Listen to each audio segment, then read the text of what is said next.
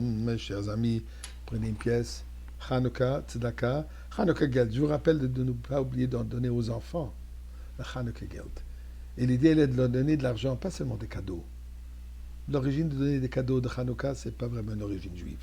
La coutume veut donner de l'argent. Pourquoi? Pour encourager aux enfants de donner au moins une partie de cet argent qu'ils reçoivent en Tzedaka. Donc, par le Chinuch.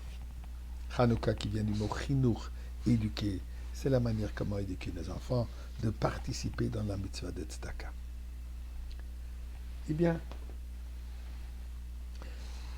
coutume, Chabad, bien d'autres, est de placer la menorah côté gauche de la porte en face de la mezouza.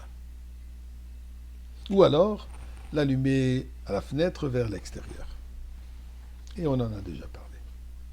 Le fait que mezouza à droite, menorah à gauche, donc il y a un certain lien entre la mitzvah de mezouza et la mitzvah de Hanouka.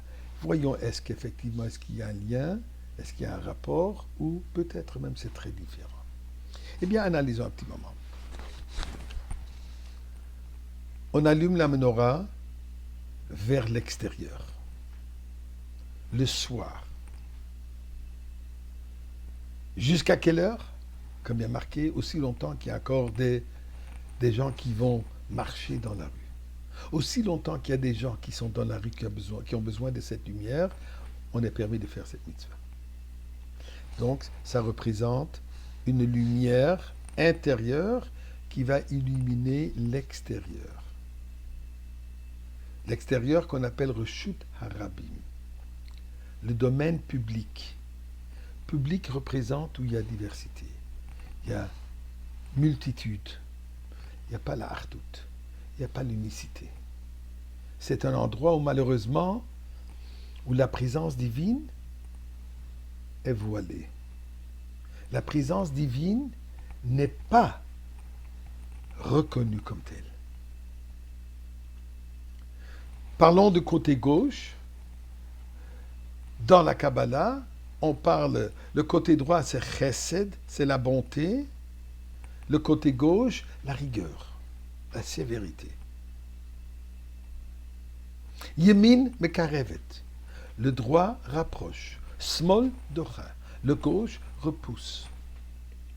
Donc, on allume la menorah vers l'extérieur pour illuminer l'extérieur, ainsi que on le met au côté gauche. Pour quelle raison? Pour transformer le gauche. Pour que cette rigueur, pour cette sévérité, pour ce repoussement, se transforme en quoi? En bonté. Analysons un peu la mezouza. On place la mezouza aussi à l'extérieur. À l'extérieur de la maison, à l'entrée de la maison, à l'extérieur. Mais l'idée de la mezouza est pour nous indiquer où est l'entrée de la maison.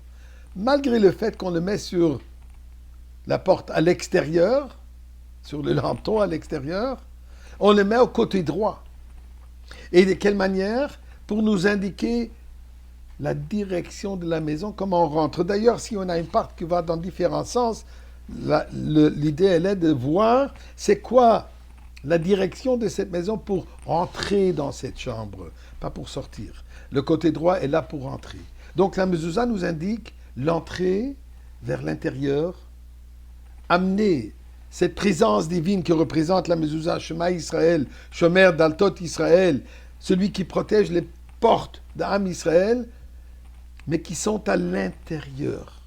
Ça protège aussi quand on est à l'extérieur. Mais l'idée, elle est quoi? D'amener cette présence divine pour tous ceux qui sont déjà à l'intérieur. Tandis que les flammes, les bougies de la menorah, c'est pour ceux qui sont toujours à l'extérieur. Les flammes de la menorah, elles ne renient pas l'existence de l'extérieur. Les flammes de la menorah ne renoncent pas à l'extérieur, ne repoussent pas l'extérieur. Qu'est-ce qu'elle fait? Elle l'illumine.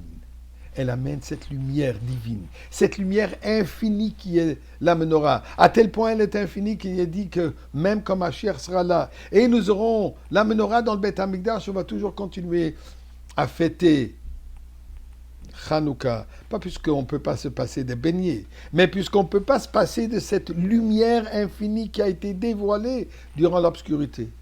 Puisqu'une lumière qui se dévoile à travers et au moment de l'obscurité est la lumière la plus puissante.